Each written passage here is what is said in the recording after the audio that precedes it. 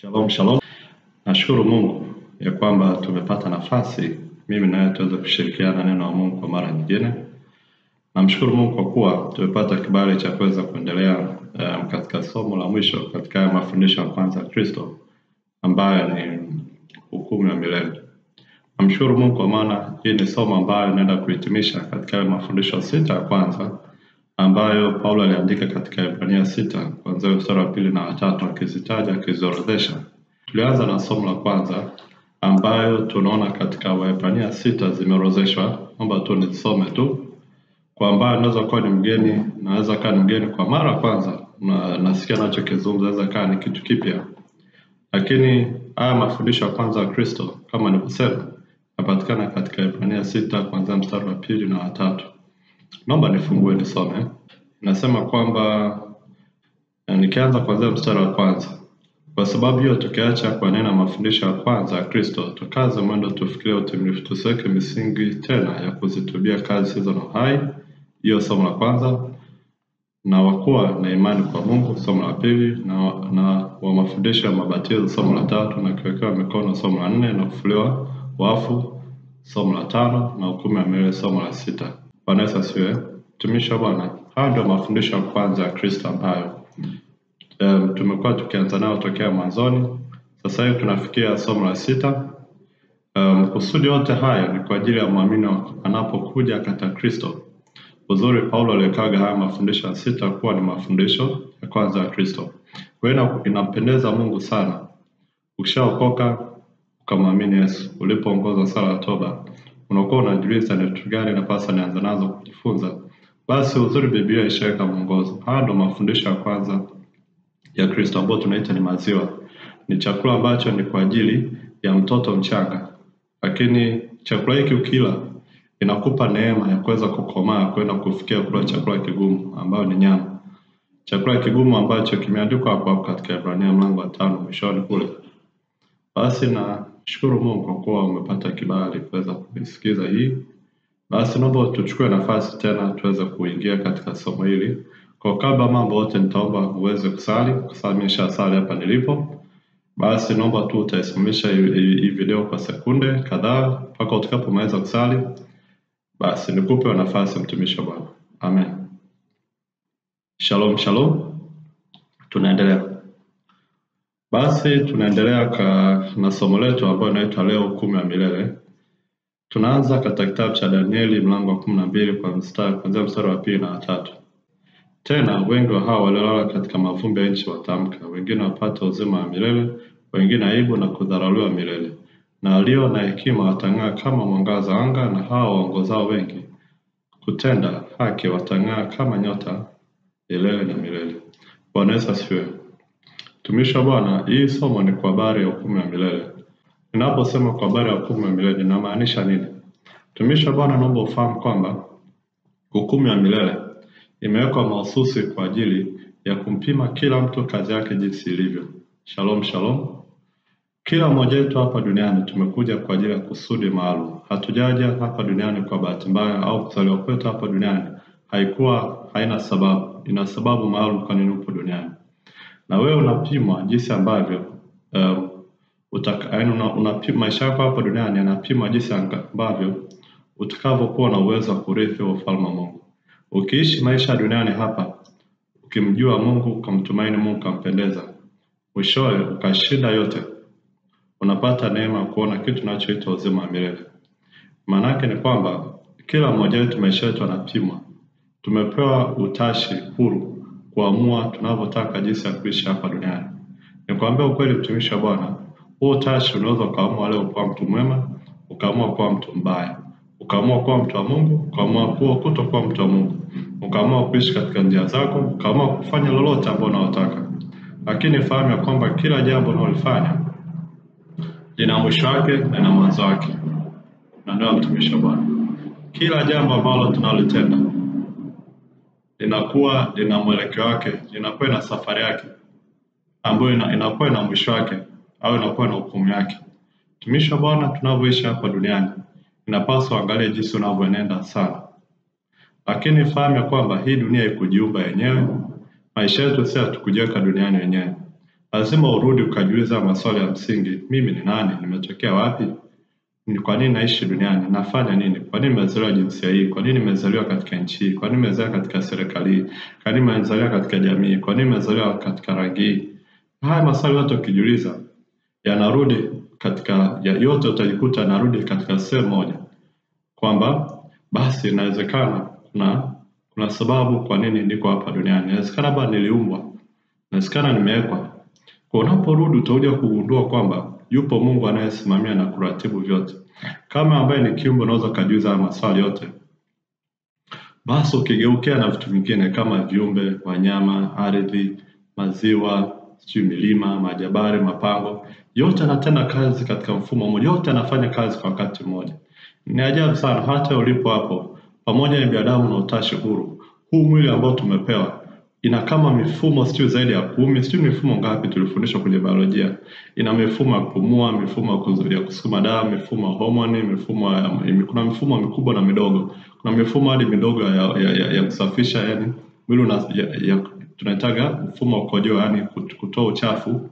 Kuna mfumo ambao wa chakula, kuna mfumo wa kupumua kama nilivyosema, kuna mfumo wa kufikiri, kuna mfumo wa nerves, sijui kwa Kiswahili nimesahau. Lakini mifumo yote inafanya kazi na mwili wako na wewe una hata habari nayo. Inafanya kazi kwa ajili ya kutumikia wewe. Lakini hata hivyo uumbaji nao unafanya kazi. Kuna mzunguko wa maji. Maji kila siku yanatoka kwenye milima, yanachuruzika kwenye mito, mifereji, mpaka yanafika baharini. Alafu yanafika baharini, mengine yanachuruzika kwenye maziwa, mengine kwenye mabahari, yanafika katika mwisho wake. Alafu vile nayo maji hayo yanabadilika mfumo kutoka kuwa maji katika mfumo wa maji inakuwa mfumo wa mvuke unakaa angani, baadaye anarudi kama vitone katika ardhi, inanyeshea ardhi. Kwa mtumishi wa Bwana, kila kitu kina mfumo. Ukija katika ardhi na mfumo wake. Ukita katika mambo ardhi, unaweza kuta mambo rutuba, mambo kusitu mimea, yani vitu kufa kwenye nani ardhi, kutengeneza situ mbolea, situ na mfumo wake. Ikija katika miti na mfumo wanao inavyoishi, inatengeneza magamba, inavyokuwa, inavyochipua, mpaka inakuwa mti mkubwa, magamba, sijui kutengeneza chakula. Ikija kwa wanyama nao na mfumo wao na maisha yao. Ikija hapo nimetaja maji, ikija katika mfumo wa jua nao na mfumo wake, ikija katika mwezi nao na mfumo wake, ikija katika nyota na mfumo wake, ikija katika uzalishaji wa oxygen ambao tunaipumua nayo na mfumo wake. Kila kitu duniani kinafanya kazi. Na hata ulipo hapa duniani kuna serikali inafanya kazi. Kuna madaktari wanafanya kazi. Kuna sisi hapa sisi wafanya kazi za kawaida, sisi watumishi wa nyumbani, watumishi wa serikali, watumishi madereva, kila mmoja na mfumo wake. Ikija katika gari nayo unapokuwa unaendesha kazi yako ni kukanyaga tu accelerator, lakini ndani kuna mfumo inafanya kazi. Kila kitu duniani kinafanya kazi. Na yote Mungu anaratibu. Shalom, shalom. Yote Mungu anasimamia. Kila kitu kinaenda kama Mungu alivyoweka. Mungu aliweka mazingira yote, miundombinu yote ambayo unaona hii dunia, ambayo leo hii kupitia kuja na uvumbuzi wa vitu vidogo vingi ambao vinafanya kazi pamoja na Mungu. Vinafanya kazi ikiwemo na sisi. Hata nguo unaiona leo hii inaivaa, ili kuna mfumo ilipitia, na hapo ilipo inapita katika mfumo wake, jinsi ya namna kunifunika, kunipa joto au kunipa kuongeza ule unaona, au unaweza kana ivaa kwa ajili ya kuwa pendeza, sio, unanielewa? Kwa hiyo naona inafanya kazi katika mfumo wake. Kwa hiyo unakuja hata nikizungumza jinsi ambavyo Mungu amefanya vitu katika namna ajabu, kila kitu kinafanya kazi. Na wewe mwenyewe unafanya kazi hapo ulipo. Utaamka asubuhi, utalala, utakula, utakunywa. Haujui vitu unafanyaje kazi, lakini nao vinafanya kazi.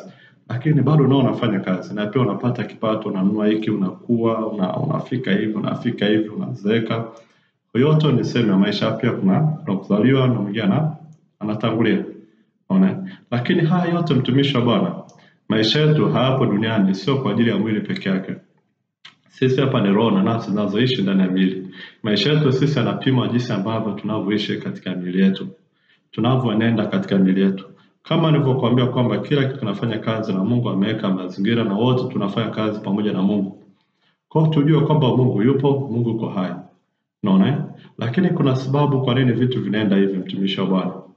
Kuna sababu kwa nini mwanadamu anaanza hivi duniani. Ipo siku nitatoa ufafanuzi zaidi, lakini elewa kwamba elewa kwamba Mungu alimtuma Yesu Kristo duniani kwa ajili ya ukombozi wako, mimi naye tuwe hai, tuone uzima wa milele. Inawezekana unafahamu kwa kidogo sana. Kuna watu wengine na maswali ambayo ukifuatilia yanakuwa ni magumu sana, na usipokuwa na Mkristo, ukiwa ni mtu mwenye imani ambao ni mchanga, unaweza ukayumbishwa sana. Nimesikia kuna, yani sitaki kumtaja, lakini anaongea anauliza maswali mazito ya msingi ambao kwa kweli mimi mwenyewe nafahamu majibu yake, lakini kwa mtu ambaye ni mchanga ni maswali magumu sana, na ni maswali ambayo mtu akiuliza kwa kweli amekosa majibu, anasababisha wengine imani yao inayumba. Lakini Mungu ni mkuu sana na sababu zake kwa nini maisha yako hivi duniani. Lakini ninakupa leo faraja kwa sababu leo tunaongea kuhusu hukumu ya milele. Utaelewa ukielewa mwisho wa jambo. Naona hukumu ya milele tunaongea mwisho wa mambo yote. Yaani tunapoongea hukumu, yani kwamba tunaongea bwana baada hapa ndo kurasa unafungwa. Kwa hiyo dunia tunavyoiona hivi ina watu, kuna malumbano, kuna vita, kuna mjadili, kuna hiki, kuna polisi, serikali, kuna mauaji, kuna ujambazi, kuna vuruwizi, kuna kile, kuna kuzaliwa, kuna kufa, kuna kufanya kazi. Yote mchakato Mungu ameweka sababu kwetu. Lakini anayepimwa hapa ni binadamu, kama anastahili kuingia mbinguni au la, kama anastahili kuwa pamoja naye au kutokuwa naye. Maisha yako unaruhusu, tunapitishwa katika hii misukosuko yote. Tunaangaliwa, tunaegemea upande gani. Na jinsi tunapoegemea ndipo ndo sema ambapo tunapopimwa namna ambayo tunastahili kuona uzima wa milele au la. Kwa hiyo pamoja na misukosuko ya Mungu ametengeneza mpango wa namna kumwokoa mwanadamu ambaye ni kwa Yesu Kristo. Kwa hiyo mwanadamu Yesu yuko pale, alishakufa na gharama yote imelipo. Ni swala ya kumwamini na kumpokea kwa Bwana Mwokozi wa maisha yako na kumwishi wewe mpaka mwisho wa safari yako. Kufanya juu chini kufika mwisho. Na nikwambie kitu kingine, mtumishi wa Bwana. Ufalme wa Mungu umefanyika bure, kila mtu anaweza kuupokea. Lakini kuona uzima wa milele kuna juhudi, kuna jitihada, sio bure. Yaani kuingia mbinguni sio jambo rahisi. Mimi naye tunatakiwa tufanye jitihada ya kuingia katika huo uzima. Huo uzima sio bure kwa kila mtu. Ni lazima ufanye jitihada wewe kama kumshikia Yesu mpaka mwisho, kujihifadhi, kujitunza mpaka mwisho. Misukosuko inakuja kukutoa kwenye reli, vita inakuja kukutoa, lakini wewe unachukua usiwe na msimamo kwamba nimempokea Yesu, nitasimama na Yesu mpaka mwisho. Na ndipo Bwana akiona hiyo imani atakaribisha katika ufalme wake. Yaani mimi na wewe. Kwa leo somo letu ni kwa habari ya hiyo hukumu ya milele. Ile siku ambayo kila mmoja wetu kwa neema Mungu akikujalia utaona uzima wa milele. Kwa hiyo tumeanza na Danieli 12 tuliosoma hapa. Naomba nirudia. Tena wengi wa hao walalao katika mavumbi ya nchi wataamka. Wengine wapate uzima wa milele, wengine aibu na kudharauliwa milele. Alio na hekima atang'aa kama mwanga wa anga, na hao waongozao wengi kutenda haki watang'aa kama nyota milele na milele. Mtumishi wa Bwana, hukumu ya milele ni kwa habari ya sema ambayo mwanadamu atakapoishia. Inaaminika kuna wengine kwa sababu ya kutokumjua Mungu uzuri, inaaminika kwamba maisha yanaishia unapokufa, lakini nikwambia maisha haishia hapo, bado kifo, kwa sababu kifo kwa Mungu katika mwili ni kwamba roho yako na nafsi yako inajitenga na mwili. Huu mwili unakuwa hai kwa sababu ya roho yako, ile pumzi unayopumua ndio roho yako. Ikitoka inatoka pamoja na nafsi, inaacha mwili bila uwezo wa kupumua. Kwa hiyo inakufa, itaoza, itazikwa. Na ndio mtumishi wa Bwana, itazikwa, itaoza, itabakenda kuhifadhiwa kwenye ardhi. Sababu ilitolewa katika mavumbi na mavumbi itarudi. Ndivyo Mungu alivyofanya mwili wetu. Na hata ukiacha mwili hapo inaoza, inageuka kuwa mavumbi. Ile asili yake ilivyoumbwa itarudi pale pale. Kingine ambacho nachokiongea hapo mtumishi wa Bwana, maisha haishii kwenye mwili. Na nikwambia kwamba ya mwilini ni ya mwilini, ya rohoni ni ya rohoni. Kuna maisha ambayo unatakiwa uwekeze kila siku kwa ajili ya maisha yako ya milele. Niseme mtumishi wa Bwana, kwa kuwa tunaishi mara mbili, yaani kuna ulimwengu wa roho, kuna ulimwengu wa mwili, yaani wewe ni roho nafsi unaishi ndani ya mwili. Unatakiwa ufanye vitu katika siku. Kuna vitu ambavyo unafanya kwa ajili ya mwili wako, kuna vitu unafanya kwa ajili ya roho yako. Ninakupa mfano mzuri sana. Katika Mathayo 6:33, naomba tu nisome. Naomba nitoe ufafanuzi. Huwa nahubiri sana hivi napoenda kuzungumza, kushuhudia, kuhubiri Injili. Kwa Mathayo 6:33 inasema hivi, bali tafuteni kwanza ufalme wake na haki yake, na hayo yote mtazidishiwa. Bwana Yesu asifiwe. Anasema mstari wa 30, basi msisumbukie kesho, kwa kesho tutasumbukia yenyewe, yatosha kwa siku maovu yake. Inarudi 33, bali tafuteni kwanza ufalme wake na haki yake, na hayo yote mtazidishiwa. Mtumishi wa Bwana, Kipaumbele cha maisha ni kutafuta ufalme wa Mungu. Nini maana yake? Kutafuta vitu vya rohoni, kumtafuta Mungu. Ninaposema unaishi mara mbili, mtumishi wa Bwana, kuna majukumu ya kimwili, kwa mfano kuwa msafi, kuamka, kufanya kazi, kula, kunywa. Unaona, unatakiwa utunze mwili, unatakiwa ufanye kazi, ufanye mazoezi. Unaona, utunze mwili wako, yani kutunza mwili wako katika masuala ya afya, kutunza mwili wako katika masuala yani kuboresha mwili wako kaa katika afya nzuri, kwa mfano kula vizuri, kuvaa vizuri, kula vizuri. Unaelewa, ili uweze kuishi, kutunza mwili uweze kuishi kila siku, unatakiwa ufanye kazi, unatakiwa uongee na watu, unatakiwa ufundishe, lakini pia kuna majukumu ya rohoni. Kwa hiyo majukumu ya rohoni ni kumtafuta huyo Mungu aliyeumba vyote, aliyeweka mifumo yote, aliruhusu vitu vyote vikawa na viwe, na aliyemtuma Yesu Kristo mwanaye. Kwa hiyo kuna majukumu ya rohoni unatakiwa yajue. Majukumu gani ya rohoni? Ni kama kusoma neno la Mungu, kama kusifu na kuabudu ukiwa na nafasi, kama ni kuhubiri Injili, kuambia wengine habari za ufalme wa Mungu, kama ni kwenda kanisani kujifunza neno la Mungu, kushiriki ibada. Unaona, eneo lingine ni kuwa mwaminifu katika matoleo yako, sadaka na mafungu ya 10. Eneo lingine utatakiwa ukumbuke kama hujawahi kubatizwa ubatizwe. Eneo lingine ni kuomba. Unaona, maeneo mengine kuomba, tukiingia ndani kidogo kufunga na kuomba. Kuna maeneo mengine unatakiwa hata kutumika katika nyumba ya Mungu. Kama kuna kitu Mungu anakuhitaji ufanye pale, naye mwenyewe ujitoe ufanye. Kwa haya ni majukumu ya rohoni ambao unafanya kwa sehemu kwa muda mchache, lakini yanakutengenezea uzima wa milele. Yanakutengenezea nafasi katika ule uzima wa milele. Yanakutengenezea nafasi yako ya mahusiano yako na Mungu kuwa vizuri. Yanakutengenezea nafasi yako na Mungu kukua, kumfahamu, kumjua zaidi.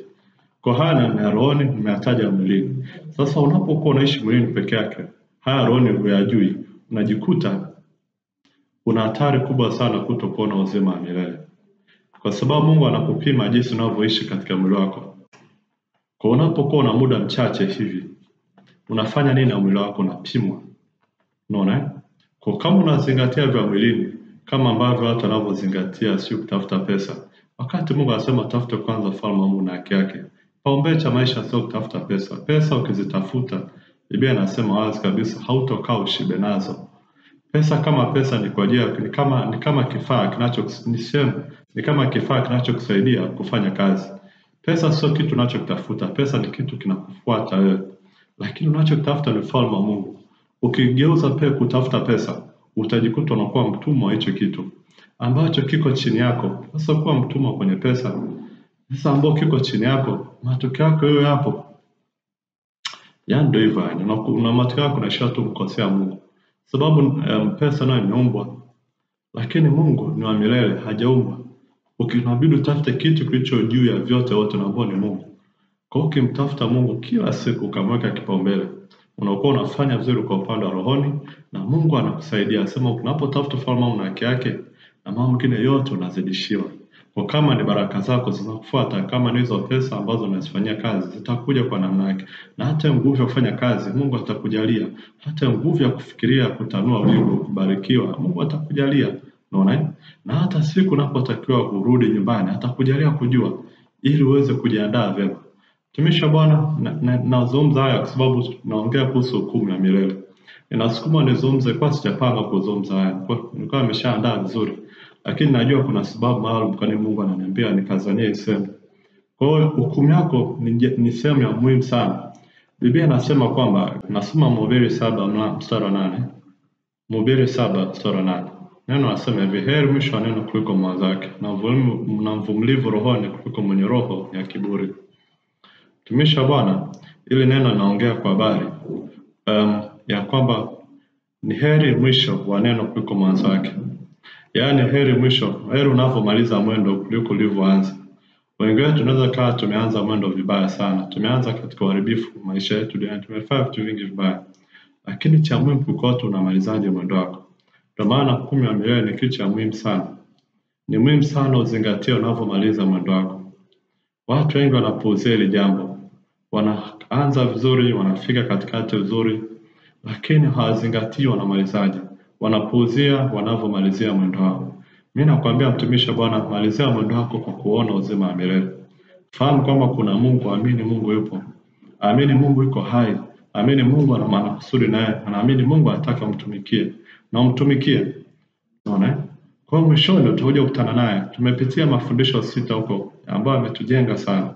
Naongea kwa mtu ambaye yamkini wewe ndo wa kwanza kusikia leo. Lakini naongea kwa mtu ambaye tayari ashavisikia lakini namuongezea maarifa zaidi. Kuhusu hicho kitu, kuhusu hukumu ya milele. Kwa mwisho wa jambo ni kitu cha muhimu sana. Wewe fikiria unazaliwa duniani unaishi kote alafu unaishia jana. Sababu kuna kwenda mbinguni na kuna kwenda sehemu tofauti na mbinguni ambayo ni jehanamu. Hakuna sehemu ya katikati. Kuna imani zingine zinasema sijui kuna sehemu unaenda kukaa na baadaye hapo watu watakuombea utatoka utaingia mbinguni.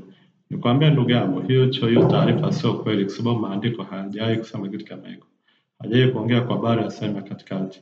Somo lililopita hapa tunaongea kuhusu tajiri na yule mtu anaitwa tajiri na mtu maskini mmoja anaitwa Lazaro. Wote waliishi duniani, huyu aliishi vizuri sana yule tajiri, alikuwa na mtu ambaye mwenye heshima zake, alikula vizuri tena alikuwa kwa anasa sana, aliburudika sana. Lakini hakuwahi kumwekaga Mungu kwa kipaumbele cha maisha yake.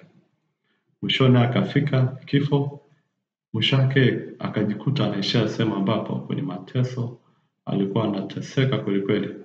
Lakini yule Lazaro kwa umaskini wake ameishi maisha magumu sana.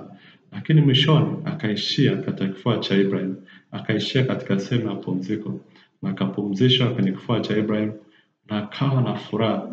Sasa kwa bahati mbaya nzuri, hii hukumu ni ya milele. Huyu jamaa ambaye alikuwa anaitwa tajiri ameishia sehemu ambapo hata kitone cha maji hapati. Anateseka kwenye moto, anaunguzwa. Ni mateso makali, ni mateso endelevu na ni mateso yasiyokuwa na mwisho. Lakini huyu ameingia katika pumziko ambayo ni ya milele, ambao ameingia katika raha, ameingia katika sehemu ambayo anafurahi, anakaa kwa amani, hana maskini tena, kwa sababu alimtumaini Mungu, alimwishi Mungu na mwishowe akamwona Mungu na Mungu akampumzisha. Kwa leo hii hata wewe hapo ambaye unapuuzia haya mambo, nakwambia kwamba kuna kwenda mbinguni na kwenda jehanamu baada ya kifo. Maisha yako yanaamuliwa, maisha yako ya milele, yaani hukumu mimi inaamuliwa na jinsi unavyoishi maisha yako duniani sasa. Unavyoishi kwa kusema Mungu hayupo kwa sababu una utashi huru, itakuja kugharimu milele. Lakini unapoishi kwa kumtegemea Mungu, kujishusha kwa kubali kujifunza na kutembea na Mungu, basi utaingia katika mbingu ambayo ni furaha na ambayo ni uzima wa milele. Mtumishi wa Bwana, sikia hayo, pokea hayo. Naomba niendelee. Kwa nimesema heri mwisho wa neno kuliko mwanzo wake. Yapo maandiko mengi ambayo yanaongea kuhusu mwisho wa jambo. Paulo ni mmoja wapo anaongea jinsi ambavyo anasema mwendo nimeumaliza, vita nimevipiga. Anasema kwamba na imani ameilinda. Unaona yuko tayari kwa mbinu. Inabidi naye pia ufike useme maneno haya. Mwendo wangu ambao Mungu alinianzishia nimemaliza. Vita ambayo nilikuwa napigana nayo kila siku niweze kujishinda mimi mwenyewe, tamaa za mwili, tamaa za macho, kiburi cha uzima, sheria ya dhambi, matendo ya mwili, yote ameyashinda. Amepigana vita na akavishinda, na zaidi yote akalinda imani yake na Mungu hata siku moja, hata kama ulai kutetereka, lakini amesimama nayo, amerudi nayo mpaka mwishoni. Anasema hakika imani nimelinda. Kwa hiyo na wewe pia unayo pia ufike hapo. Maana tutakuwa na kitu kizuri.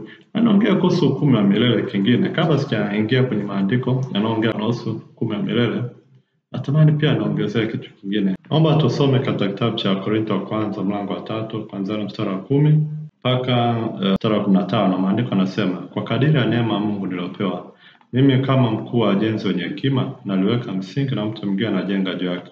Lakini kila mtu anaangalia jinsi anavyojenga juu yake. Maana msingi mwingine hakuna mtu awezaye kuweka isipokuwa ni ule uliokwisha kuwekwa, yaani Yesu Kristo. Lakini mtu akijenga juu ya msingi huo, dhahabu au fedha au mawe ya thamani au miti au majani au manyasi, kazi ya kila mtu itakuwa dhahiri, maana siku ile itadhihirisha ya kwa kuwa yafunuliwa katika moto, na ule moto wenyewe utajaribu kazi ya kila mtu ni namna gani. Kazi ya mtu aliyojenga juu yake ikikaa atapata taabu. Kazi ya mtu ikiteketea atapata hasara, ila yeye mwenyewe ataokolewa, lakini ni kama kwa moto. Bwana Yesu asifiwe. Kwa mtumishi wa Bwana, hii tunapoongea hukumu ya milele, tunaongea kwa habari ya kazi ya kila mtu kupimwa. Yaani maisha yako, kazi uliyoifanya katika mwili wako inakuja kupimwa. Kwa hiyo tunapokuwa tunafanya kazi ya mwilini tu pekee yake, tunapuuzia za rohoni. kuna hatari kubwa kuhesabiwa kuwa ni kazi za kuni, majani na manyasi. Ukiwa ni mtu ambaye unaishi duniani, una hatari kubwa kupata hasara siku ile peke yake. Endapo ukiwa umzingatii Yesu kabisa, unaweza ukawa uko ndani ya imani, lakini unaishi chini ya kiwango cha Yesu anavyotaka. Hatari iliyopo kubwa ni kwamba utapata hasara. Sasa kuokolewa kama lakini wewe kuokolewa ni jambo lingine. Unaweza ukawa uko ndani ya Yesu na mchukiza Mungu kabisa. Kwa hiyo hasara iliyopo ni hata nafsi yako inashindwa kuokolewa. Lakini tunatakiwa tuishi maisha ya kumpendeza. Maisha ambayo Yesu akija kutuchukua, akiipima kazi zetu zinakaa, zinatetea, tunakuwa nazo hata milele. Nimetaja vitu vya mwilini vya roho ambavyo ukivifanya, ukivigusa, vinaleta uzima wa milele. Unaona? Lakini pia ukibaki tu katika mwili peke yake ni hatari sana. Unaona? Kwa kila kazi ya kila mmoja wetu itakuja kupimwa. Ndio maana kuna siku ya hukumu. Biblia katika Ibrania 6 nasema andikiwa mwanadamu kufa baada ya hapo hukumu. Kwa hiyo kuna siku ambayo lazima kila mmoja wetu kama kabla Yesu hajarudi kuchukua, basi akamkuta mtu mauti, basi kuna wakati kila mmoja wetu atakutana na Mungu uso kwa uso, na ndio ndo hukumu yake. Kwa hiyo kazi yako unavyoishi hapa duniani unabidi uangalie ni kazi za fedha, dhahabu ama ya thamani, au kazi za kuni, majani na manyasi. Kwa hiyo unachagua na kazi namna gani. Ukiishi maisha ya kupendeza Mungu, utakuwa unajengea hazina ya milele ya fedha, dhahabu ama ya thamani. Ukiishi katika namna unavyoishi bila kuzingatia neno, utaikuta ni kazi za kuni, majani na manyasi, mwishoni unakosa uzima wa milele. Tumisha Bwana, hii ni hatari kwa mtu yote, na kama kupata neema kuokolewa sawa, lakini kama usipopata ndio jehanamu kwenye hukumu ya moto kwenda mbinguni. Kwa hiyo nikupe hilo angalizo. Naomba niendelee zaidi kuhusu somo la hukumu ya milele. Tunasoma Mathayo 25 kuanzia mstari wa 31 hadi 46. Neno la Mungu linasema, hata atakapokuja mwana Adamu katika utukufu wake na malaika watakatifu pamoja naye, ndipo atakapoketi katika kiti cha utukufu wake, atawaweka kondoo mkono wa kuume na mbuzi mkono wake wa kushoto. Kisha mfalme ataambia wale walioko mkono wa kuume, njooni mliobarikiwa na Baba yangu, urithi ufalme mliowekewa tayari tangu kuumbwa ulimwengu. Kwa maana nalikuwa na njaa mkanipa chakula, nalikuwa na kiu mkaninywesha, nalikuwa mgeni mkanikaribisha, nalikuwa uchi mkanivika, nalikuwa mgonjwa mkaja kunitazama, nalikuwa kifungoni mkanijia. Ndipo wenye haki watakapomjibu akisema, Bwana, ni lini tulipokuona una njaa tukakulisha, au una kiu tukakunywesha? Tena ni lini tulipokuona mgeni tukakukaribisha, au uchi tukakuvika? Ni lini tena tulipokuona mgonjwa au kifungoni tukakujia? Na mfalme atajibu akaambia, Amin naambia, kadiri mlivyomtendea mmojawapo wa hawa ndugu zangu walio wadogo, mlitendea mimi.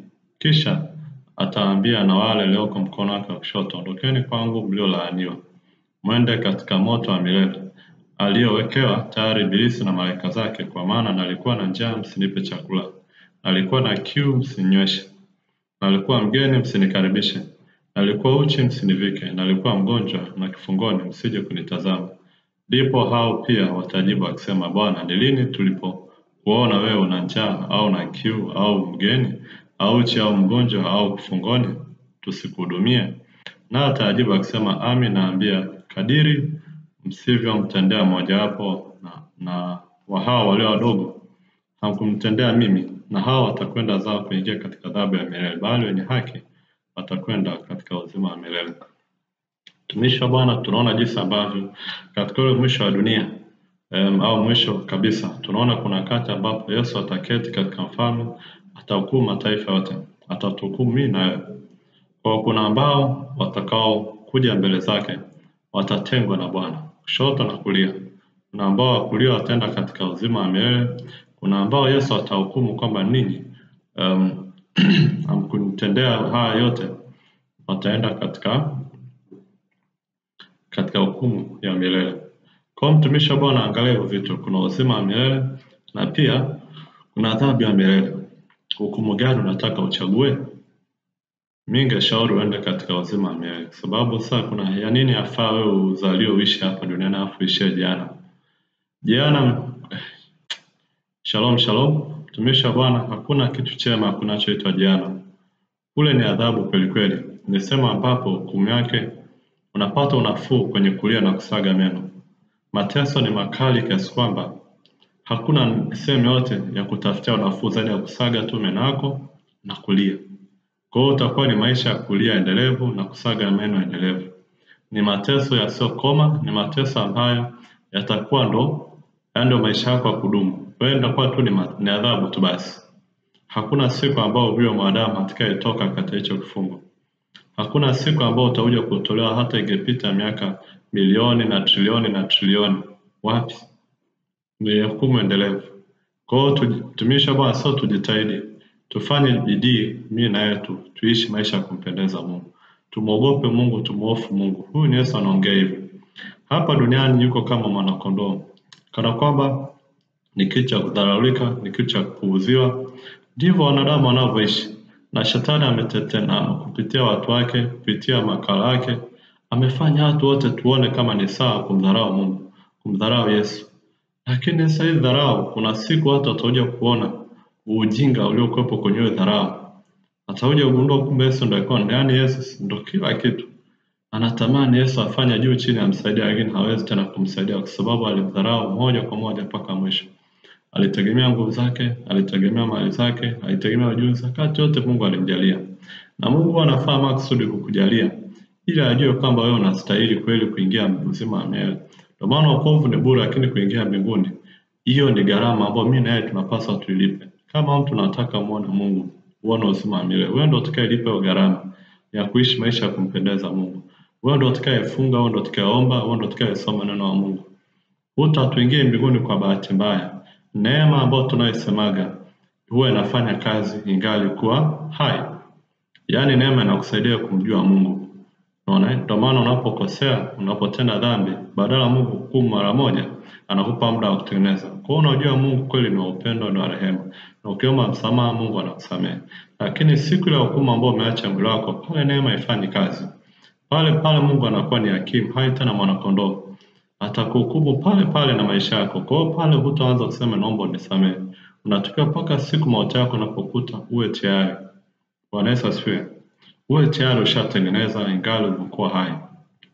Kwa hiyo niendelee mtumishi wa Bwana. Hapo ni mfano mzuri sana jinsi ambavyo Yesu anaongea yeye mwenyewe kwa kinywa chake, na kuna maeneo mengine tutaenda kusoma. Tunasoma katika kitabu cha Mathayo 13 mstari wa 24 na 30 na tutapata ufafanuzi kwa maneno ya Yesu haya kutoka mstari 36 hadi 45. Tunasoma Mathayo mlango wa 13 mstari wa 24 mpaka 30, alafu tutaruka tena.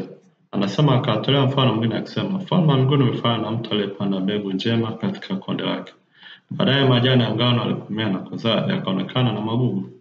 Watumwa wa mwenye nyumba wakaenda wakamwambia, Bwana, ukupanda mbegu njema katika konde lako, nimepata wapi basi magugu? Akasema, la, msije mkakusanya magugu na kuzing'oa ngano pamoja nayo. Viacheni vyote vikue hata wakati wa mavuno, na wakati wa mavuno nitaambia wavunao, yakusanyeni kwanza magugu myafunge matita matita, mkayachome, bali ngano ikusanyeni ghalani mwangu. Naruka 36 mpaka 43. Kisha Yesu akawaaga makutano, akaingia nyumbani. Wanafunzi wake wakamwendea wakasema, tufafanue mfano wa magugu ya kondeni. Akajibu akisema, azipandaye zile mbegu njema ni mwana wa Adamu.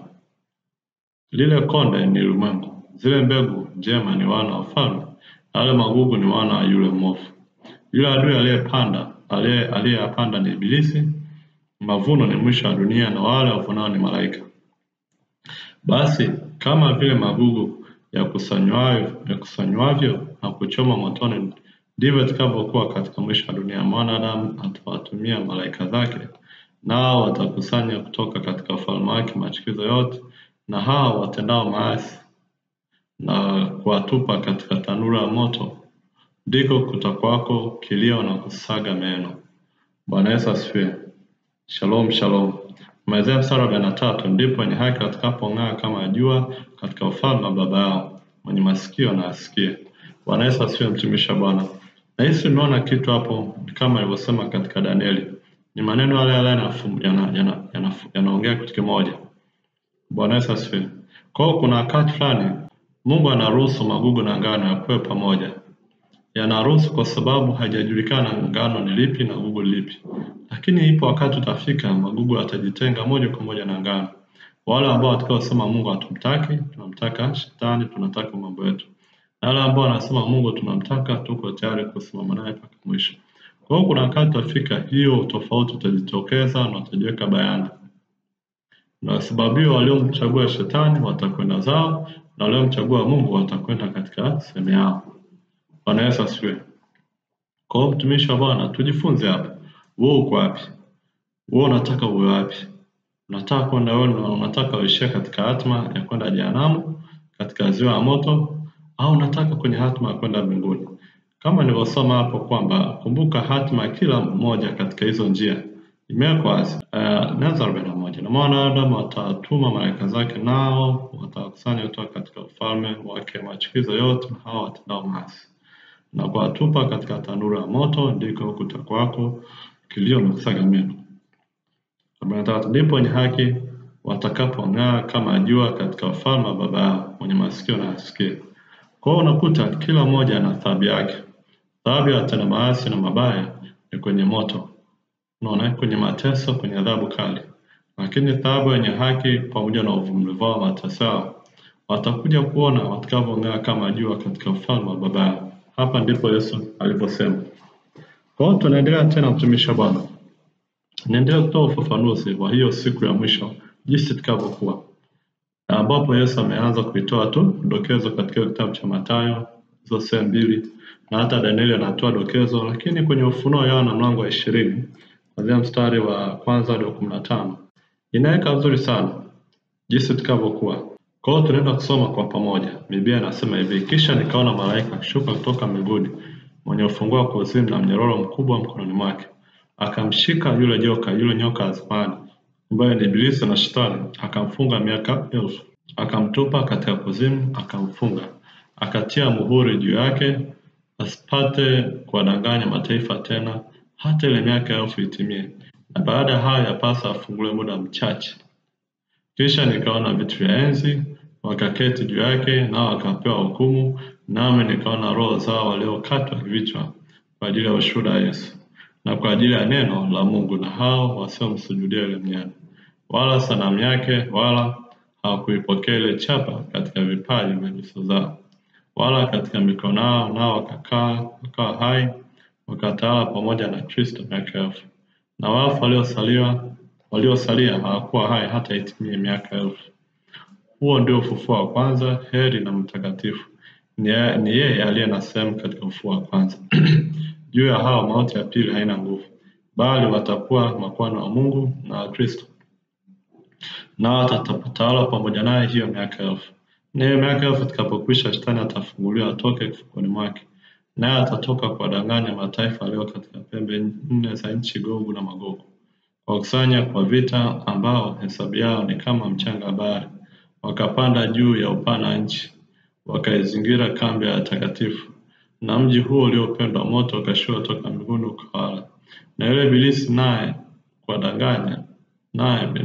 yule Ibilisi mwenye kuwadanganya akatupwa katika ziwa la moto na kiberiti alimo yule mnyama na yule nabii wa uongo, nao atateswa mchana usiku hata milele na milele. Kisha nikaona kiti cha enzi kikubwa cheupe, naye aketie juu yake, ambaye nchi na mbingu vikakimbia uso wake, na mahali pao hapakuonekana tena hapakuonekana. 12, nikaona wafu wakubwa na wadogo wamesimama mbele ya hicho kiti cha enzi, na vitabu vikafunguliwa, na kitabu kingine kikafunguliwa ambacho ni cha uzima, na hao wafu wakahukumiwa katika mambo haya yaliyoandikwa katika vile vitabu sawasawa na matendo yao. 13, bahari ikawatoa wafu waliokuwamo ndani yake, na mauti na kuzimu zikawatoa wafu waliokuwamo ndani yake, wakahukumiwa kila mtu kwa kadiri ya matendo yake. Mauti na kuzimu zikatupwa katika lile ziwa la moto. Hii ndio mauti ya pili, yaani lilo ziwa la moto. Na iwapo mtu yote akuonekana ameandikwa katika kitabu cha uzima, alitupwa katika lile ziwa la moto. Shalom, shalom. Bwana Yesu asifiwe, mtumishi wa Bwana. Nashukuru umeweza kusoma haya maandiko mstari wa 1 hadi 15 Ufunuo mlango wa 20. Mtumishi wa Bwana, hiki ni kipengele ambacho kinaongelea nyakati na siku za mwisho kabisa, ambapo tunaona kwamba hapa nilianza mstari wa 1, tunaona kwamba kuna malaika anaagizwa kwenda kumfunga Ibilisi kwa miaka 1000 na kumfungia ndani ya shimo la kuzimu. Unaona? Alifungiwa asiweze kudanganya tena mataifa kwa miaka 1000. Hapa nigusie kidogo kwa sababu inawezekana ni mgeni, lakini hivyotangulia katika somo la 5 ya nini, ufufuo kwa wafu. Tumisha Bwana, kuna ile ufufuo wa kwanza ambao tuliongelea, ambao ufufuo wa kwanza itatokea siku ile parapanda atakapolea Yesu atakaporudi kuchukua kanisa lake. Katika ile ufufuo wa kwanza tunaona jinsi ambavyo Yesu akishachukua kanisa lake, hapa duniani patakuwa pana kipindi cha miaka 7 ambacho dunia inaenda kuhukumiwa. Katika awamu ya kwanza miaka 3.5 ya mwanzoni itakuwa ni kipindi cha ile kanisa ambalo hakujiweka tayari kuhukumiwa na nao mtumishi Bwana. Biblia inasema na hukumu itaanza ndani ya nyumba ya Mungu katika kitabu cha Petro. Kwa hiyo kunakuta yule mpinga Kristo ataruhusiwa kutawala kwa miaka yote 7. Lakini miaka yake 3.5 ya mwanzo itakuwa ni kama kana kwamba kuadhibu watu wa Kristo, kuadhibu wale ambao watakao kusimama na Mungu, ambao kujiweka tayari kuadhibu. Unaona? Na kipindi hicho watakatifu watapita katika adhabu kuu, yani inaitwa dhiki kuu. Hiyo dhiki kuu watakiwa wapime, yani watakiwa watapimwa kwa imani yao, jinsi ambavyo wanapenda Mungu kiasi gani, hata kuruhusu kufa, kukata kichwa, kuteseka, kukatwa kichwa, kuuawa kwa ajili ya neno, kwa ajili ya imani, kwa ajili ya Yesu Kristo. Kwa watatakiwa wavumilie mpaka mwisho ili waweze kuokolewa, kwa sababu hakujiweka tayari kwa muda wote mpaka Yesu aliporudi. Hakuwa tayari. Lakini kwa hao ambao watakaobakia, kuna watu ambao watabidi wasimamie imani zao, lakini miaka 3 itakuwa ni dhiki kuu ya mwanzo, lakini miaka 3.5 mingine itakuwa ambayo mpinga Kristo na ufalme wake utaenda kuhukumiwa pamoja na watu wote waliotakao kubali chapa ya yule mnyama. Chapa ambayo itakuwa kwenye paji ya uso wao mbele au kwenye mikono au kote. Sijui itakuwaje, lakini kote inawezekana. Kwa hiyo mtumishi wa Bwana, baada hiyo miaka 7 kupita, tunaona Yesu Kristo anarudi yani kuna kurudi kwa Yesu kwa mara ya kwanza, ambapo ataishia mbinguni kuwatoa watakatifu duniani pamoja na Wakristo waliolala wote kuwafufua. Ndio unaitwa ufufuo wa kwanza, ambao waliokuwa hai waliosalia hawatatangulia waliokufa. Wote kwa wakati mmoja wataenda kumlaki Bwana Yesu mbinguni. Waliokuwa hai watamlaki pamoja na waliotangulia katika Bwana watafufuliwa, watapewa miili mipya, watamlaki. Kwa wale waliotangulia nao pia watapewa miili mipya, watamlaki Yesu, wataenda kula naye kwenye karamu mwana kondoo kwa miaka 7. Kisha katika huko karamu ya mwana kondoo watakuja kurudi tena pamoja na Yesu. Watakuja sasa kwa ajili ya kuitawala dunia pamoja na Yesu Kristo. Kwa hiyo katika kurudi kwake Yesu, tunaona kuna tukio ambao malaika atafungwa, yani shetani, malaika atatumwa kumfunga shetani na atamnyamazisha atatiwa muhuri, atamnyamazisha kwa miaka 1000. Ndipo dunia haitakuwa tena na ushawishi wa dhambi. Yesu Kristo atakuja kufanya makao duniani. Atakuja Israeli pale Jerusalem, atakuwa ndani ya hekalu lake. Na mataifa yote atakuwa akija kwa makundi. Ndipo Israeli atarejeshwa nafasi yake. Na itakuwa ni kwa kipindi cha miaka 1000 Yesu Kristo atarudi na utawala dunia. Ataitawala yeye mwenyewe. Bwana Yesu asifiwe. Itakuwa ni kipindi cha amani, kipindi ambacho dunia kwa mara ya kwanza itafuata vile mwongozo wa Mungu anavyotaka. Kutakuwa na vita, kutakuwa na mauti, kutakuwa kuna wakati mzuri sana. Lakini nitakuwa ni kwa masikitiko wale ambao hawakumtii Yesu. Naona watauawa. Kuna ambao waliokufa kipindi kile na ikiwa kuna wengine watabaki. Kuna ambao kuna sehemu watu watajikusanya kwenda Yerusalemu, ambao Yesu atakuja kupigana na kwa huo. Ukisoma katika hiyo Ufunuo 19 mwishoni hapo naongelea hicho kitu, ambao Yesu atakuja kuchukua kutawala dunia. Sasa kuna wengine watabaki kwenye kipindi cha miaka 1000 pamoja na chapao na mnyama, lakini mwishoni baada ya miaka 1000 kuisha, Biblia inasema wazi kabisa kwamba shetani ataruhusiwa kuja kuwadanganya mataifa. Kwa mataifa atajikusanya tena kwenda kupigana na watakatifu. Na ndipo hukumu itatoka mbinguni, moto, wana watazuka kambi ya watakatifu, moto kutoka mbinguni na itateketeza wote. Na ndipo hukumu itapokuja ya milele. Kwa hiyo kipindi hicho tunachoongea cha hukumu yani kuna hii kipindi hicho ambapo saa moja kuzuka Yesu moto, basi hukumu inapokuja ndipo Mungu Baba mwenyewe, tunaamini hivyo. Unaona? kwenye kiti chake cheupe atahukumu mataifa yote. Sasa kwa waliokufa, yani kwa mfano, yani waliotangulia, yani walionyakuliwa wale, hii mauti ya pili, yani hiyo hukumu ya pili haitakuwepo juu yao, kwa sababu tayari walishafufuliwa, tayari walishatawala pamoja na Yesu. Lakini hawa ambao kipindi cha ufufuo wa kwanza hakuwa na nafasi, sasa hivi watafufuliwa, kwa sababu watafufuliwa kwa ajili ya kuhukumiwa na Mungu rasmi na ndio mtumishi wa Bwana, sababu ndio kipindi ambacho Mungu anaenda kuhukumu ulimwengu wote, na sio tu wao tu, pamoja na malaika zote. Takupa mifano na maandiko, malaika ambao hawakutunza nafasi zao, ambao waliasi kama Shetani na malaika zake, hata malaika wengine pia, wote watakusanywa, watahukumiwa kwa pamoja. Kwa hiyo watahukumiwa sasa na vile vitabu na vitu vilivyoandikwa katika kitabu. Kwa hiyo sasa wale walio kwenye ufufuo wa kwanza, mauti ya pili na nguvu juu yao, watakuwa nao pia wanahukumu pamoja na Yesu. Lakini wale ambao walio hawakufa katika Bwana watafufuliwa, wataenda kwenye hukumu. Ndio maana unasikia katika Danieli inaongea hichi kitu, na ndipo mataifa yote watakusanyika mbele ya Bwana, watatoka kushoto na kulia, na Mungu atahukumu rasmi. Kwa hiyo sasa kwenye hukumu ya Mungu sasa ni tofauti na mauti na kuzimu. Yaani kuzimu, unaona, ni sehemu ambayo iko katikati ya dunia, ambayo katika ulimwengu wa roho, ambao Shetani ndo amefanyika kuwa mhukumu wa wafu huko kuzimu. Yeye ndo anahukumu wafu huko kuzimu, waliokufa katika nje ya Bwana. Yeye ndo anahukumu sasa hivi. Lakini kipindi hichi sasa ni Mungu mwenyewe ndo anahukumu pamoja na malaika, Shetani. Kwa mauti na kuzimu yote italeta kuhukumiwa, itatupwa ndani ya ziwa la moto. Kwa hiyo ziwa la moto ni kiashiria, ni ghadhabu na hasira ya Mungu. Ule moto wa jehanamu unasikia ni mkali kuliko hata moto ambao uliopo huko kuzimu. Kwa huko kwenye mauti ya pili, ziwa la moto ni hatari sana. Kwa watu wote tena kutupwa huko, watahukumiwa milele. Kwa mtumishi wa Bwana, hapa nimejaribu kutoa tu maelezo tu moja kwa moja. Unaona? Vyote vitakavyoenda kutokea hapo, kuna Gogu imetajwa, unaona ushawishi huo. Kwa hapo nimeongea jinsi ambavyo kuna mauti ya pili. Mtumishi wa Bwana ameelezea kwa nimejaribu kuzungumza moja kwa moja ili uweze kuelewa kinachokuja. Kwa unaposoma maandiko najua utaelewa vizuri sana. Unaona? Kuna kitu inaitwa mauti na kuzimu. Kuzimu kama nilivyokutajia ni ile ufalme wa Shetani, ambao Shetani amepewa ufalme huko, ambao sasa kuna ambao wanawatesa, kuna ambao wanafanya nao kazi. Kuna ambao akifa au kuna ambao wanajitoa katika ufalme wa giza, wanaenda kumtumikia Shetani, ambao utajikuta wanajikuta wanakuwa ni wafungwa wa Shetani, wanaendelea kumtumikia Shetani kama pepo wachafu. Nasikia kuna watu wako hivyo. Yaani unakuta alivyoitoa roho yake, anasema nikiwa hai nitatumikia miaka fulani, baada hapo nitatumikia kuzimu. Kwa hiyo unakuta hao wataendelea kuwa watumishi wa Shetani. Unaona?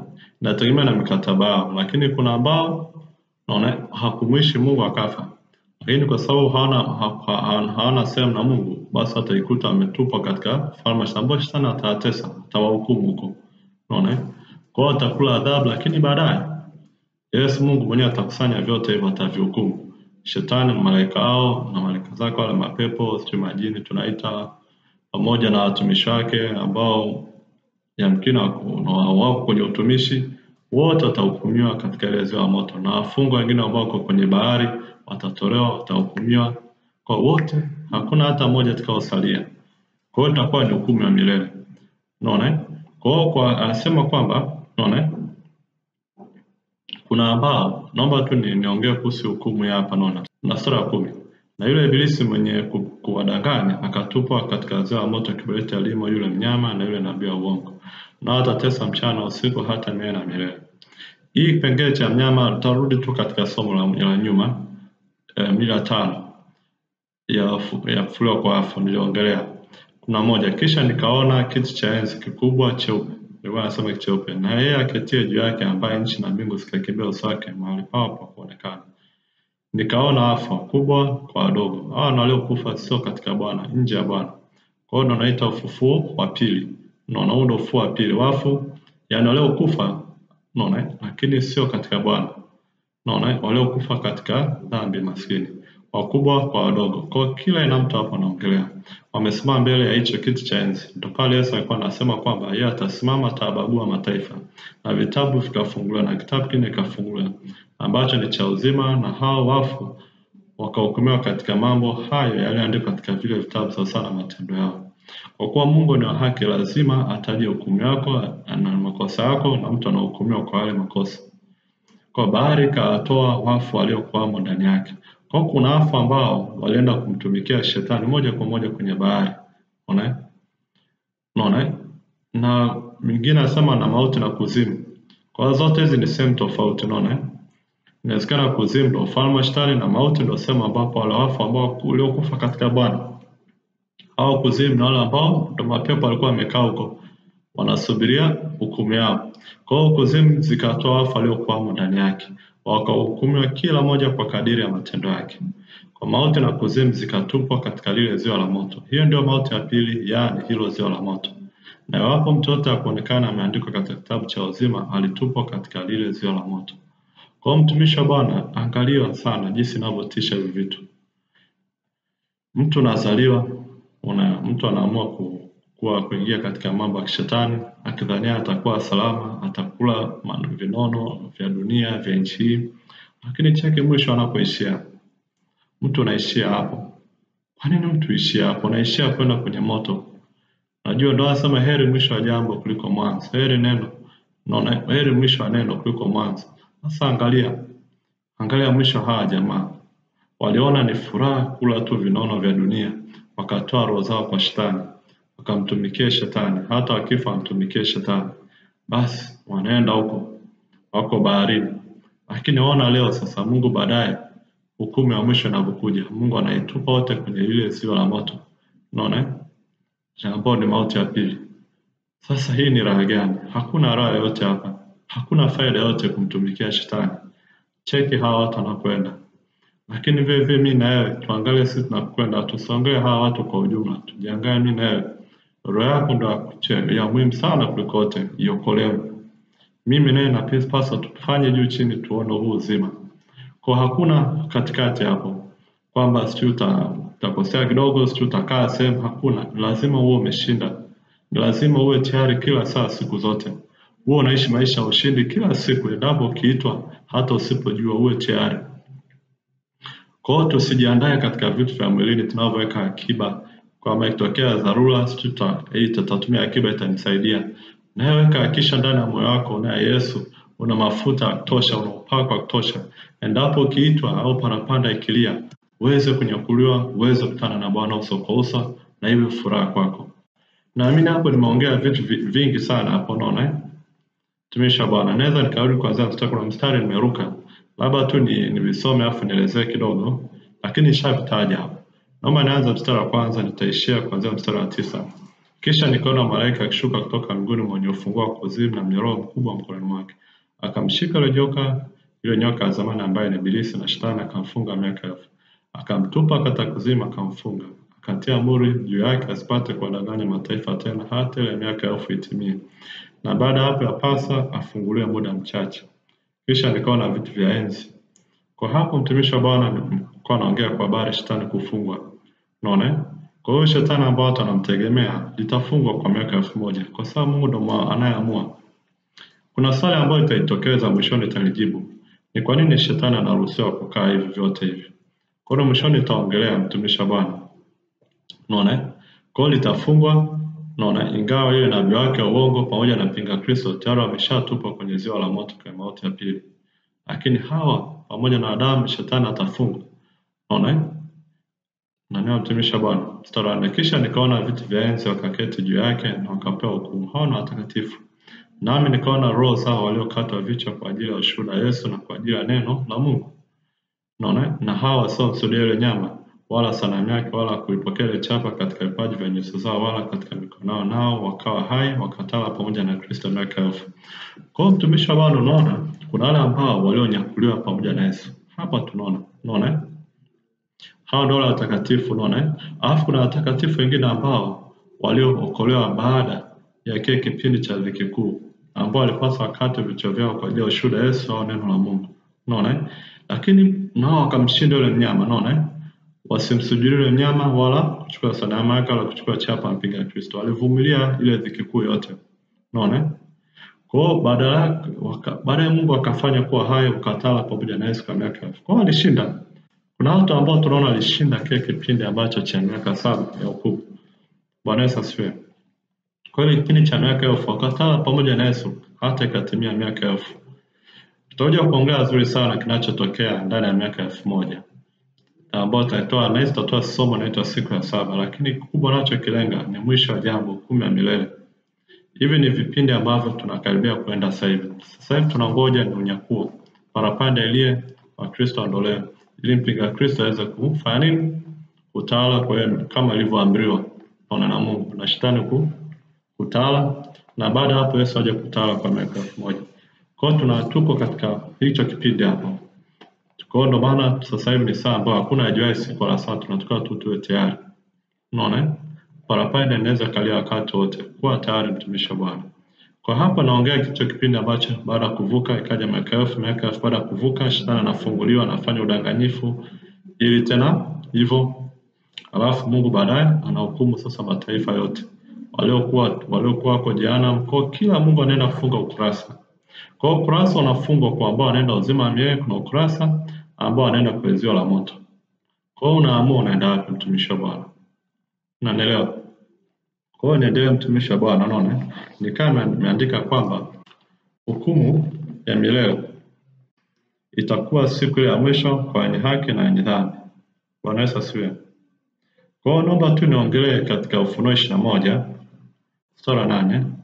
Nilikuwa nimeandika hapa kwamba sifa ambazo zinaambatana na hao watajikuta mauti ya pili inawakumba. Biblia inasema katika Ufunuo 22:8 inasema kwamba bali waoga na wasioamini na wachukizao na wauaji na wazinzi na wachawi na waabudu sanamu na waongo wote sehemu yao ni katika ile ziwa liwakalo moto na kiberiti. Hii ndio mauti ya pili. Tumishi wa Bwana, usiwe na hizi sifa, hakisha tunaishi maisha matakatifu ya kumpendeza Mungu. Pia hata katika Wakorintho wa kwanza mlango upi tunasoma mlango wa 6 inafanana hivyo hivyo. Kuanzia mstari wa 9 mpaka 10 au 11 inasema au hamjui kuwa dhalimu hata urithi ufalme wa Mungu, msidanganyike, waasherati hata urithi ufalme wa Mungu, wala abudu sanamu, wala azinzi, wala afiraji, wala abiti, wala wevi, wala tamanio, wala walevi, wala tukanaji, wala nyang'anyi. Na baadhi yenu mlikuwa watu wa namna hii, lakini mlioshwa, lakini mlitakaswa, lakini mlihesabia haki katika jina la Bwana Yesu Kristo na katika roho ya Mungu wetu. Mtumishi wa Bwana, unanielewa, huwezi kurithi ufalme wa mbinguni.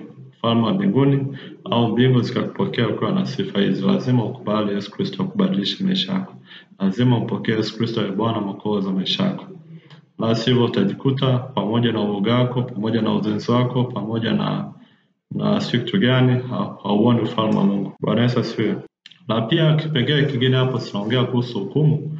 Nimetaja kuhusu ufufuo unaona kama kuna ufufuo na hukumu. Nimeshataja tayari. Lakini ipo mistari leo tukaangalia ambayo yanaongea kwa habari ya kufufuliwa kwa wafu. Kwa sababu maisha yanaishia kwenye kifo mzee. Utafufuka, unaona? Kama unategemea kifo ndio kumalizie, ipo ufufuo. Unaona? Kwa kuna mauti, ufufuo wa kwanza ambao ni kwa ajili ya Kristo kuna kumlaki Bwana Yesu wao. Lakini unaotegemea kifo ndio isha, watena ufufuliwa. Utarudi kuwa hai. Na hapo utafufuliwa, utahukumiwa kwa matendo yako. Bwana Yesu asifiwe. Utarudi na mwili wako utarudishwa, naenda kutupwa kwenye ziwa la moto. Utaenda kuwaka huko, kuteketea. Yule ambaye atendi hivyo ataenda kuwaka huko. Yohana 5:24 mpaka 29. Naomba tu nisome kwa sababu lengo langu ni kufundisha uwe na maarifa. Tukaona soma, amin amin naambia, yeye alisikia neno langu na kumwamini yeye aliyenipeleka yuna uzima wa milele, wala haingii hukumuni, bali amepita kutoka mautini kuingia uzimani. Amin amin naambia, saa inakuja na saa ipo, wafu watakapoisikia sauti ya mwana wa Mungu, na wale waisikiao watakuwa hai. Maana kama vile Baba alivyo na uzima nafsini mwake, vivyo hivyo alimpa na mwana kuwa na uzima nafsini mwake.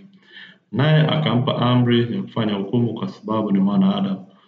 Msistaajabie maneno haya kwa maana saa yaja ambayo watu walio makaburini wataisikia sauti yake, nao watatoka, wale waliofanya mema kwa ufufuo wa uzima, na wale waliotenda mabaya kwa ufufuo wa hukumu. Bwana Yesu asifiwe. Unaona haya maandiko jinsi yalivyo yanaongea wazi kwamba kuna ufufuo kwa ajili ya kuna ufufuo wa uzima na kwa ufufuo wa hukumu.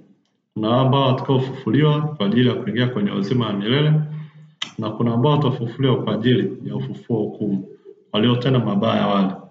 Naomba nifungue pia na Matendo ya Mitume, mlango ule wa 24, mstari ule wa 15. Maandiko yanasema, ninatumaini kwa Mungu ambalo hata hao nao waliolitazamia ya kwamba kutakuwa na ufufuo wa wafu, wenye haki na wasio haki pia.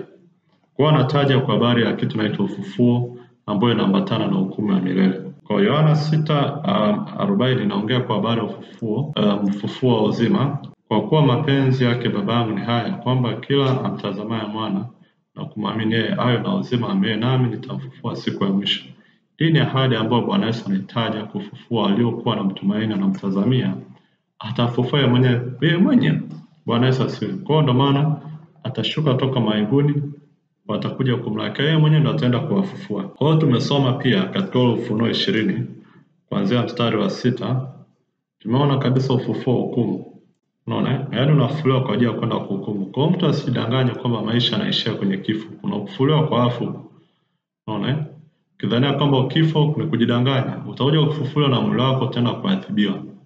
Na utaadhibiwa na mwili yamkini kwa sababu ulitenda dhambi katika mwili huo, na mwili huo tena kuteseka nao. Ufunuo 20:6. Inawezekana ndio maana azia wa moto ni hatari. Fikiria mtu unakuwa nje ya mwili wako na hukumiwa, unateseka hivyo. Sasa unakuja kuteseka pamoja na mwili wako. Unateseka katika mwili na katika roho vile vile.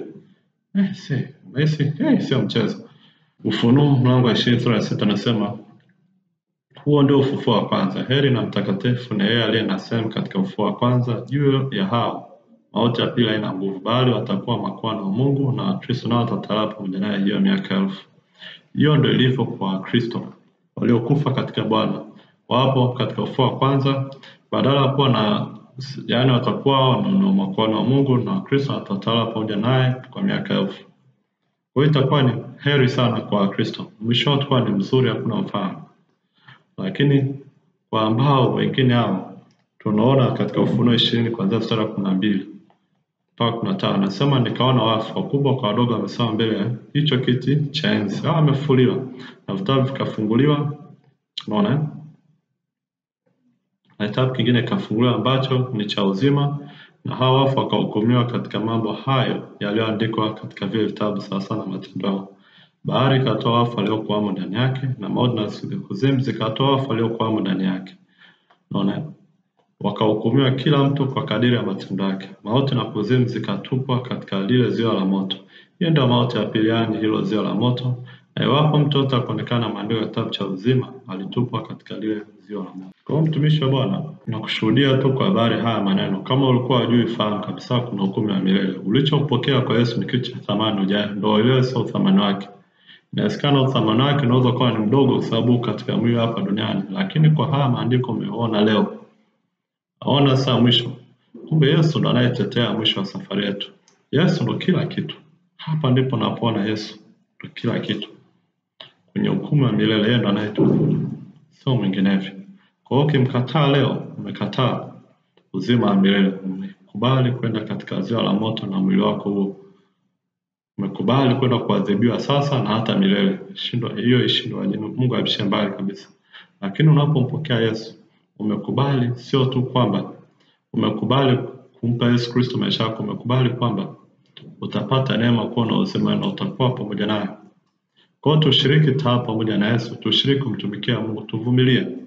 Ipo siku tutakula matunda ya kazi ya kumtumikia Yesu milele. Nitakupeleka katika Isaya mlango wa 26 mstari wa 19. Nao pia naongea kitu hicho ya ufufuo. Unaona? Inawezekana vitabu vya manabii sijagusa, yako maeneo mengi, lakini nitagusa machache kwa sababu kitabu cha Ufunuo Yohana ni kitabu ambacho kimeandika sana habari hizi. Na kwa kuwa ndo vitabu ambavyo kimebase, yani kimeshikilia sana hapa, ndio maana ikuta na lazima kukaa hapa naelezea hadi hatima.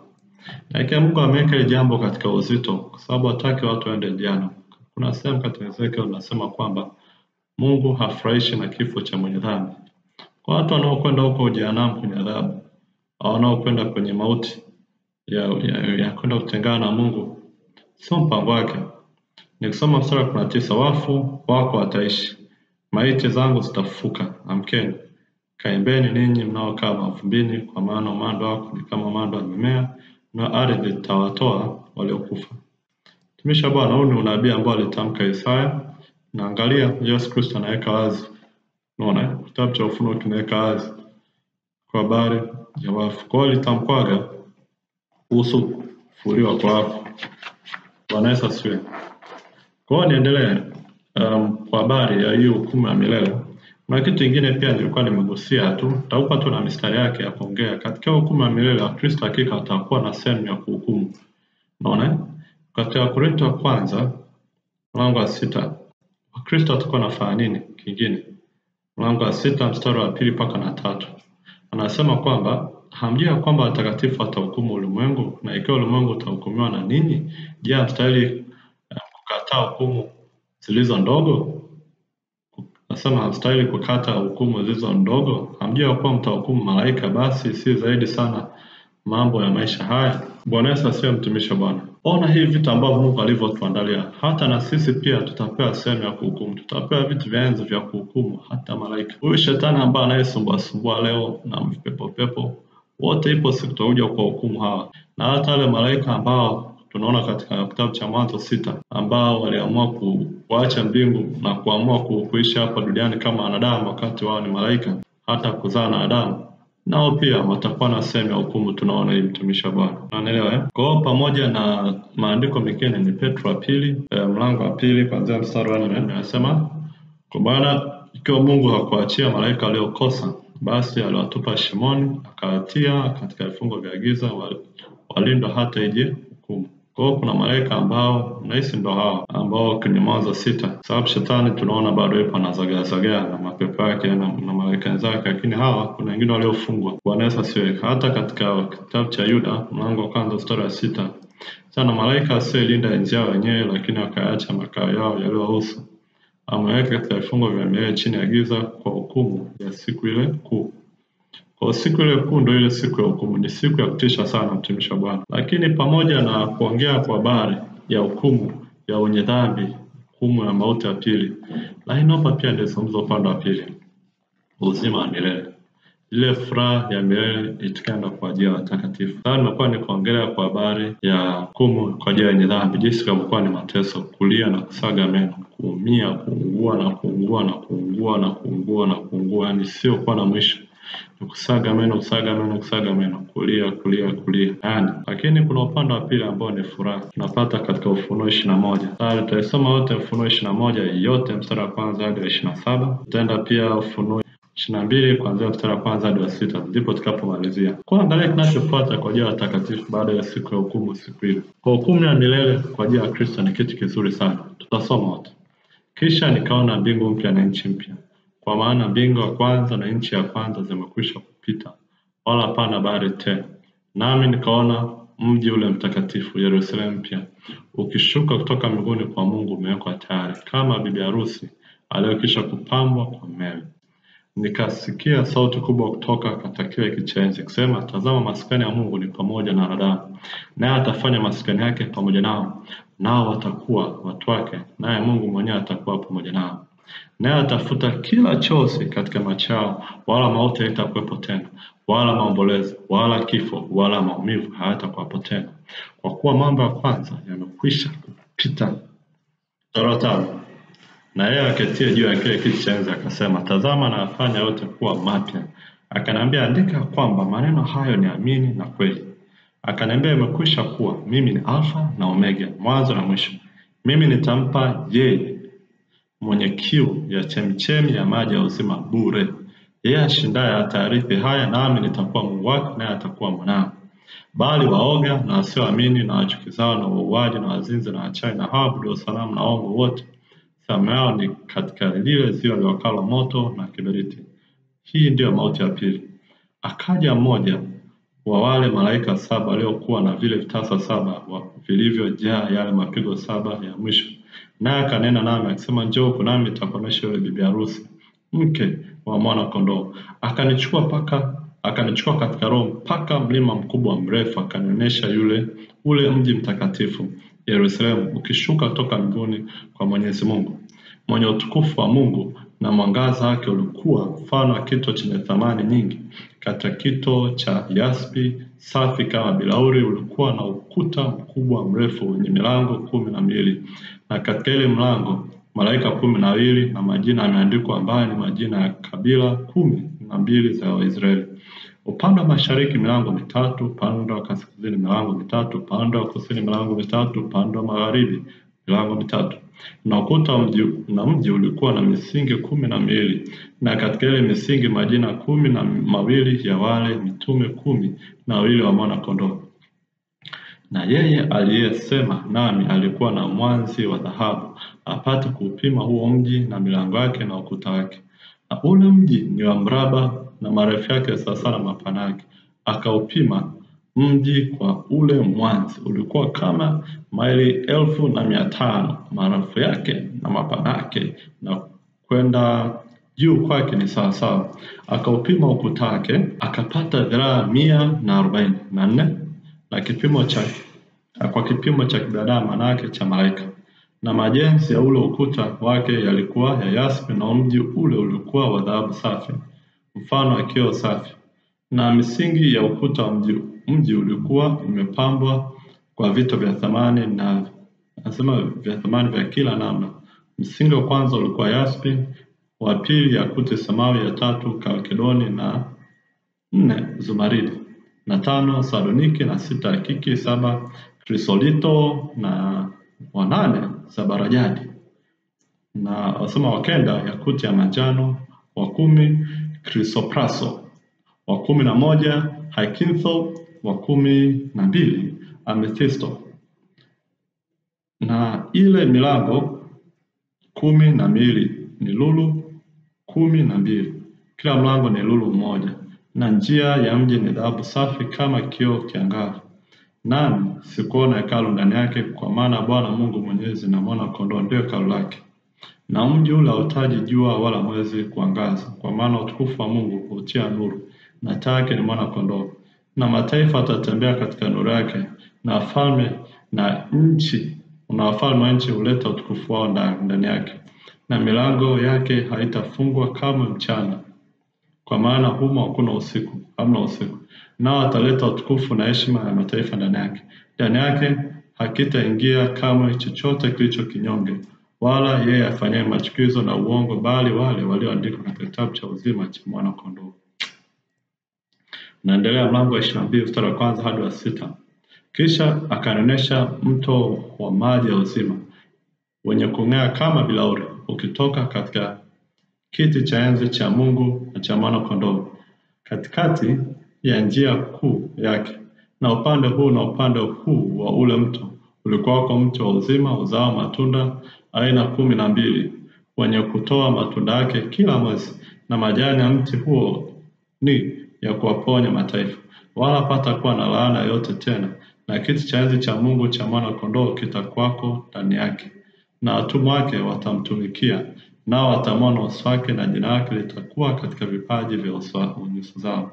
Wala hapatakuwa na usiku tena, wala hawana haja ya taa wala ya nuru ya jua, kwa kuwa Bwana Mungu huwatia nuru, nao watatawala hata milele na milele. Kisha akaniambia, maneno haya ni amini na kweli, naye Bwana Mungu wa roho za manabii alimtuma malaika yake kuwaonyesha watumwa wake mambo ambayo hayana budi kuwa upesi. Bwana Yesu asifiwe. Mtumishi wa Bwana, nimesoma hicho kipande kirefu kutoka mstari wa mlango wa 21, nimekimaliza chote. Tumepitia mstari 27 na pia tumeingia mlango wa 22 mstari wa kwanza hadi wa 6. Nimeona hapo ndio napoishia jinsi uzima wa milele utakavyokuwa. Kitu ambacho naweza kuongea tu kwa kifupi, ule mji ni mzuri sana. Ni mzuri kiasi kwamba hakuna mfano wake hapa duniani, kwa sababu madini yanayotumika hata duniani yamkini hatujai kuyaona. Unaona haya leo taja hapo, sijui akiki, yakuti, sijui zumaridi, sijui chrysoprasro, sijui chrysoprasro, sijui amethisto. Madini ambayo mimi hata siyajui, unaona labda kutakuwa kuna tanzanite, lakini labda kutakuwa kuna tanzanite sijui, lakini ni madini ya hatari sana, na tutakuwa katika usafi. Anasema tutakuwa natembea kwenye dhahabu safi kama kioo, unaona. Na kule anasema Mungu atafanya maskani yake pamoja na Adamu. Nini maana yake? Najua kumekuwa kuna mtengano kati ya Mungu na mwanadamu. Yaani Mungu yuko mbinguni kwenye kiti cha enzi na si binadamu tu kwa miguu yake hapa duniani. Lakini sasa Mungu atakuwa akichangamana na Mungu Baba, yani tunamwona Mungu kama tunavyoonana uso kwa uso, tunaongea, tunapiga naye story. Hakutakuwa na hekalo ambao inabidi sijui huko ya Mungu yuko sehemu yake na sisi tuko sehemu nyingine, hapana. Hii sasa hivi atakuwa pamoja na sisi hapa akitembea katikati yetu, akitembea kama ilivyokuwa kwenye bustani ya Edeni, alivyokuwa anaongea na Adamu uso kwa uso, tunapiga naye story, tunacheka naye. Naona hakutakuwa na kitu kinyonge tena dhaifu, hakutakuwa na giza, hakutakuwa na magonjwa. Mungu atafuta chozi kwa kila mmoja. Kutakuwa na furaha milele. Tutakuwa ni mji msafi, tutatembea kishua, tutatembea katika madawa, tutafurahi, tutaongea naye, tutacheka, yani. Wakati wengine wanateseka, wanalia msaga mimi, hawa wanafurahi, watatawala pamoja na Bwana milele. Kumbuka kutakuwa kuna malaika watakatifu, tutakuwa kuna shughuli mbalimbali ambao pengine mimi sijui, lakini Mungu anajua jinsi ambavyo tutakuwa tukidumu milele na milii tena, lakini tutakuwa katika utukufu. Unanielewa? Hii dunia ambayo ilivyotakiwa kuwa katika uzuri wake itarudi katika uzuri wake, tutafurahia milele na milele, mtumishi wa Bwana. Haleluya. Unaona? Kwa hiyo mimi nihitimisha hapo, mtumishi wa Bwana. Nilikuwa mwanzoni nikisoma hukumu ya milele, kwa naleta huzuni, tulikuwa tukisoma habari ya mateso. Lakini hapa inaleta furaha kwa habari ya kile ambacho uzima amediscover kuwa. Na uzuri Biblia imeweka vizuri sana. Imekuwa ikiongea kwa msitizo sana kuonya watu wasiende huko kwenye mateso. Sababu shetani ni mdanganyifu hasa. Lakini huko kwenye furaha ni furaha kweli. Ndio maana Biblia inapaswa isoma na kujikumbushia. Na mimi imenitia nguvu na mimi naye nimekutia nguvu. Ninaomba upitie tena naye mwenyewe, ujikumbushie unachokipigania nini. Ujikumbushie unachokipambania nini. Ujikumbushie unachokisomea nini, unachokifungia nini, unapojitabishia nini. Na usome haya, iwe na kukumbusha nini unachotakiwa kupigania mpaka mwisho wa maisha yako. Bwana Yesu asifiwe. Kwa hiyo nisome katika Ufunuo 22 kuanzia mstari wa 6 hadi wa 10, nasema hivi: kisha akaniambia, maneno haya ni amini na kweli. Naye Bwana Mungu wa roho za manabii alimtuma malaika wake kuonyesha watumwa wake mambo ambayo hana budi kutukia kwa hapo upesi. Na tazama naja upesi, heri yeye ashikaye maneno ya unabii wa kitabu hiki. Nami Yohana ndimi nasema niliyasikia na kuyaona mambo hayo, na hapo nilipoasikia na kuyaona nalianguka ili nisujudu mbele ya miguu ya malaika yule mwenye kunionyesha haya. Naye akaniambia, angalia, usifanye hivi. Mimi ni mjoli wako na ndugu zako na wale washika maneno ya kitabu hiki, msujudie Mungu. 10. Akaniambia, usiatie muhuri maneno ya unabii wa kitabu hiki, kwa maana wakati huo umekaribia. Shalom shalom. Naomba niweke msitizo kidogo mstari 1 na 12. Kwangu mimi naye naenda kusoma hapa. Mwenye kudhulumu na azidi kudhulumu, na mwenye uchafu na azidi kuwa mchafu, na mwenye haki na azidi kufanya haki, na mtakatifu azidi kutakaswa. Tazama naja upesi, na ujira wangu pamoja nami, kumlipa kila mtu kama kazi yake ilivyo. Mtumishi wa Bwana, zingatia hilo. Yesu anakuja. Chagua hivi leo utakao upande gani. Kama unaamua kumfuata Yesu, hakikisha unatakasika. Kama ulikuwa ni mwenye haki, uzidi kutenda haki. Lakini kama ni mtu mwovu unasikia leo kwa mara ya kwanza, basi usifanye uovu kwa kujificha. Fanye wazi, angaribu kabisa, ili adhabu yako ikutosheleze. Sababu sasa kama unaenda kwenye moto uzio na moto wa milele, unaona? Bora ufanye uovu kabisa mpaka mwisho. Lakini kama unaona Bwana kwenda unaogopa utaki, tuingie kwenye mkondo. Okay, Yesu ya Bwana mwokozi maisha yako, uzaliwe mara ya pili, unaona? Ujaza Roho Mtakatifu, wekewe mikono, jaza Roho Mtakatifu, ujifunze. Unaona? Pitia masomo yote huko nyuma, yote tunawataja hapo kwenye masomo sita. Unaona? Ya mafundisho kwanza ya Kristo kwa ajili yako na mimi. Unaona? Kwa hiyo nimalizie kabisa nikihitimisha kuanzia mstari wa 13 mpaka 21. Nasema mimi ni Alfa na Omega, mwanzo na mwisho, wa kwanza na mwisho. Heri wazifua nguo zao, wawe na amri kuendea huo mto uzima na kuingia mji na milango yake. Huko nje wako mbwa na wachawi na wazinzi na wauaji na hao waabudu sanamu na kila mtu apenda uongo na kufanya. Mimi Yesu nimemtuma malaika wangu kuwashuhudia ninyi mambo hayo katika makanisa. Mimi niliye shina wa mzao wa Daudi, ile nyota yenye kung'aa ya asubuhi, na Roho na bibi harusi wasema njoo. Naye asikiaye na aseme njoo, naye mwenye kiu na aje, na yeye atakaye na atwae maji ya uzima bure. Namshuhudia kila mtu asikie maneno ya unabii wa kitabu hiki. Mtu yeyote akiongeza, Mungu atamuongezea hayo mapigo yaliyoandikwa katika kitabu hiki. Na mtu yote akiondoa lolote katika maneno ya unabii wa kitabu hiki, Mungu atamuondolea sehemu yake katika ule mto uzima na katika ule mji mtakatifu, ambao habari zake zimeandikwa katika kitabu hiki. Yeye mwenye kuyashuhudia haya asema, naam, naja upesi. Amin, amina, na uje Bwana Yesu. Neema ya Bwana Yesu na iwe pamoja nanyi nyote. Amen. Shalom Maranatha, mtumishi wa Bwana, naamini umepokea vitu vingi. Nashukuru kwa ajili ya muda wako, umeweza kuwa nami kwa kipindi cha kujifunza mafundisho yote 6. Hapa nafika mwisho katika mafundisho ya kwanza ya Kristo kwa ajili yako. Ninaamini umepata vitu vingi. Naamini pia kuna vitu vingine utaenda kujifunza huko mbele. Yako mafundisho mengi sasa. Kwa hiyo sasa hivi umehitimisha darasa, umehitimisha umefuzu darasa la uchanga. Baada ya kusikiza 6 kwa uaminifu na umejifunza, umepokea, umerudia, basi mimi nasema kwamba hapa wewe hapo umetoka kwenye darasa la uchanga, unaingia sasa darasa la watu wazima. Kwa hiyo kuna mambo ambayo yako mengi naenda kufundisha, maombi, somo la maombi, somo yako mengi. Sitaweza kuzitaja, ziko nyingi. Nyingine itakuja tu kadri ninavyoongozwa. Kwa hiyo nitakuwa naandika na nitakuwa natengeneza. Mtumishi wa Bwana, naelekea kujitambulisha mwanzoni. Mimi naitwa John Redson, ni mnenaji wako hapa, ni mwinjilisti. Nahubiri injili kama hivi njia ya mtandao, naingia mtaani nashuhudia kitu ambacho Mungu ameniongezea pamoja na walimu, pia nafundisha neno la Mungu. Natamani zaidi umjue Yesu, lakini zaidi utapatikana mbinguni kwenye uzima wa milele. Nashukuru Mungu nimeweza kunaposema uzima wa milele, unaelewa nini maana uzima wa milele. Tufanye juu chini tupatikane mbinguni. Kwa Mungu akubariki, akutangulia. Napenda sana. Tuombeane, tuwekane katika uso wa Bwana. Basi wakati ujao tukikutana tena tutafundishana somo lingine. Sasa tunaenda katika mafundisho ya watu wazima sasa. Na Mungu akubariki. Amen.